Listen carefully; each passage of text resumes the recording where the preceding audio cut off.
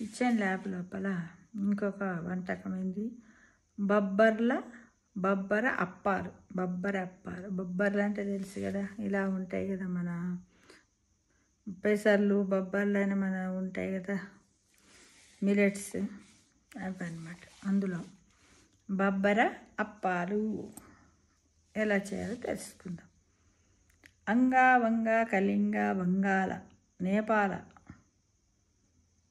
గర్జర టెంకణ చోళ సింధు మరాఠ లాట మత్స్య విదర్భ సౌరాష్ట్ర బర్బర మగధ ఆంధ్ర ఇలా ప్రాచీన కాలంలో భారతదేశంలో అంతర్భాగమైన అనేక రాజ్యాల్లో బబ్బర ఒకటి. ఈ బబ్బర పేరుతో ఒక బూరె వంటకం గురించి క్షేమ కుతూహలము పేర్కొంది. ఘారా పూపకం పేరుతో గోధుమ పిండి బూరెల్ని, బర్బారా ఊపకం పేరుతో బియ్యపిండి బూరెల్ని కూడా అతను పేర్కొన్నాడు. గారా పూపకాలు, గారా అనే సంస్కృత పదానికి చల్లటమని అర్థం.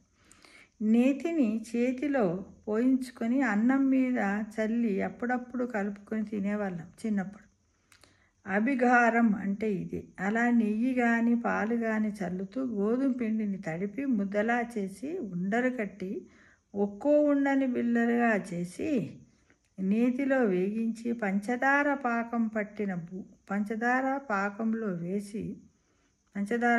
పట్టి బూరెలను అందులో వేస్తారు. వాటిని ఏమంటామంటే గర పూపకాలు అని అంటారు. గర పూపకాలు. తర్వాత బర్బరా పూపకాలు ఏంటంటే బియ్యం పిండిని పంచదార నీళ్ళలో తడుపుతూ ముద్దగా చేసి ఉండలు కట్టి ఒక్కో ఉండను బిల్లలుగా నొక్కి నేతిలో వేగించినవి బర్బరా ఊపకాలు లేదా బర్బారాలు అంటారు.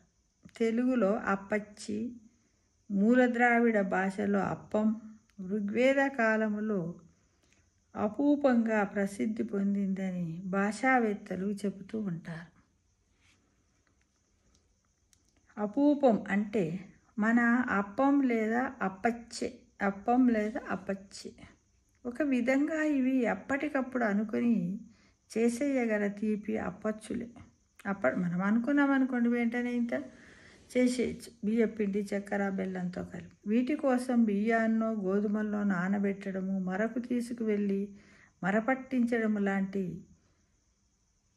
తలనొప్పిలేవి లేని తేలిక వంటకాలు. తలనొప్పి అంటే పోవాలి, పట్టించుకురావాలి అంటే కొంచెం శ్రమతో కూడినటువంటిది కదా, అలాంటిది కాదు. అప్పటిదప్పుడే అనుకొని ఇంట్లో చేసేసుకోవచ్చు. ఇక శివపురాణం ప్రకారము బబ్బరులు అపవర్ణులు అంటే వర్ణ వ్యవస్థకి చెందని వాళ్ళు. 4 వర్ణాలలో ఉన్నవాళ్ళే నాగరికులనే అభిప్రాయం ఉన్న రోజుల్లో వీళ్లను అనాగరికులుగా పరిగణించేవాళ్ళంట అప్పట్లో. బర్బేరియన్స్ అనే ఆంగ్ల పదము వీరి నుండే పుట్టి ఉండవచ్చు.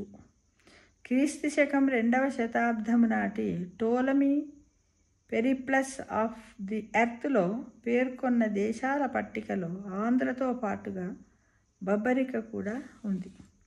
బహుశా ఆనాటి ప్రధాన రాజకీయ స్రవంతితో కలవని జాతిగా బొబ్బర్లని భావించవచ్చు.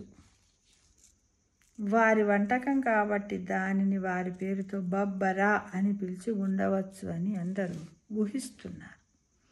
ఈ బబ్బరులతోనూ సంబంధము లేదు కానీ ఇక్కడో విషయాంతము ఉంది. కొద్దిమంది ఇజ్రాయెల్, జెరూసలేం లాంటి ప్రాంతాల్లో క్రైస్తవులు ప్రతి ఏడాది డిసెంబర్ 4న సెంట్ బర్బారా దినోత్సవము, ఈద్ ఆల్ బర్బూరా జరుపుకుంటారట అక్కడ. ఆ రోజుతో వారికి క్రిస్మస్ వేడుకలు ప్రారంభమవుతాయట. బర్బారా అనే పవిత్ర స్త్రీ క్రైస్తవంలోకి మారినందుకు ఆమెపై దాడి జరిగితే ఆమె పంట పొలములోకి తప్పించుకుందని, ఆమె ముందుకు వెడుతూ ఉంటే వెనుక అప్పటికప్పుడు గోధుమ ముక్కలు మొలిచి ఆమెను శత్రువులకు కనిపించకుండా కాపాడాయని ఒక ఇతిహాస్యం.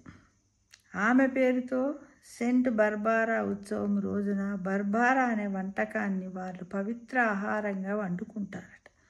ఇది వారికి శాకాహార వంటకం. గోధుమ విత్తనాలను నానబెట్టి మృదువుగా ఉడికించి దాల్చిన చెక్క, సోంపు, అనాస పువ్వు వంటి సుగంధ ద్రవ్యాలు చేర్చి తీపి కలిపి గుజ్జుగా వండిన హల్వా లాంటి వంటకం బర్బరా. 10వ శతాబ్దంలో రాజశేఖరుడు కావ్యమీమాంస అనే విమర్శనా గ్రంథంలో బర్బరా లేదా బర్బరి కని ఉత్తర వాయువ్య భారతదేశంలో ఒక భాగంగా పేర్కొన్నారు. సింధు నది పడమర ప్రవాహం దగ్గర బెలూచిస్తాన్ ప్రాంతంలో ఈ బొబ్బర ఉందని వాళ్ళు భావిస్తారు. గంధము చెట్లు ఎక్కువ. బర్బరిక చందనం ప్రసిద్ధి. మొత్తం మీద క్షేమ కుతూహలంలో ప్రస్తావించిన బర్బరా అప్పం భారతదేశంలో క్రీస్తు పూర్వము నాటి ప్రాచీన వంటకమని భావించాలి. వీటిని ఇప్పటికీ అప్పాలనే పేరుతో మన ఇళ్లలో చేస్తూనే ఉన్నారు. రూపాయి బిల్లంత పరిమాణంలో చిన్నవిగా చేసిన బర్బరా అప్పాల్ని ఆంజనేయ స్వామికి ప్రసాదంగా నివేదిస్తూ ఉంటారు. అవి స్వామివారికి చాలా ఇష్టమైనటువంటి కాబట్టి బర్బరా అప్పాలు చాలా రుచికరమైనటువంటివి. శరీరానికి ప్రోటీన్స్ను, పీచు పదార్థాలను అన్నిటిని కూడా మనకు ఇస్తాయి. బొబ్బర్లు మనం సొండలు చేసుకుంటాం కదా, నానబెట్టేసి పోపు చేసుకొని తింటూ ఉంటాం. వాటిని గుగ్గిళ్ళు అని కూడా అంటారు. వాటితోటి ఈ విధంగా బర్బరా అప్పాలు కూడా చేయొచ్చు అనే విషయం కనీసం నెలలో 1-2 సార్లు అయినా తినడానికి ప్రయత్నించండి. దీని ద్వారా మన శరీరానికి కావలసినటువంటి ప్రోటీన్స్, పీచు పదార్థాలు, పిండి పదార్థాలు కూడా మనకు సమకూరి మనకు ఇమ్యూనిటీ లెవెల్స్ని పెంచుతాయి మిత్రమా అనేది అందరూ తెలుసుకోవాలి. తినడానికి ప్రయత్నం చేయాలని ఆశిస్తున్నా.